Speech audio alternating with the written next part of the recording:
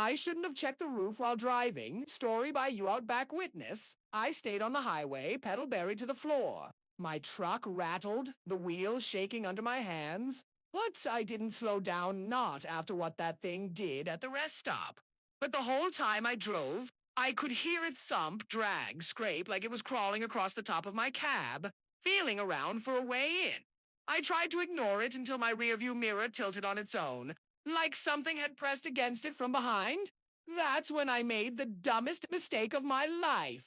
I flicked on the interior light and glanced upward. The ceiling panel above me was bulging downward like something was pressing its face against it from the other side. Then I heard the voice, not a human voice, not even close, a kind of shrill, broken whisper. Stop the truck! I nearly drove off the road. I killed the interior light and gripped the wheel until my knuckles went white. But then my radio crackled to life.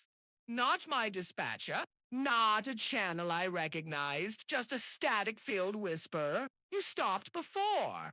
Stop again. I yanked the radio out of its mount and tossed it onto the passenger seat, but the whisper kept going, even with the radio disconnected. Like it wasn't coming from the device, like it was coming from above me, the roof. Dented inward, something slammed its fist or claw into the metal so hard the entire windshield vibrated. Another slam, then another, each one closer to the driver's side. I switched lanes, hard hammering, when suddenly Bame doth a creature's hand punched straight through the metal roof, long gray fingers stretching into the cab. Groping blindly through the air, I jerked the wheel, swerving wildly, and the hand withdrew with a screech, but it wasn't falling off, it was trying again. I had one option left, the old driver's words repeated in my head. It hunts when you stop, but it also hates bright lights, so I grabbed my high beam switch, and I flicked it on.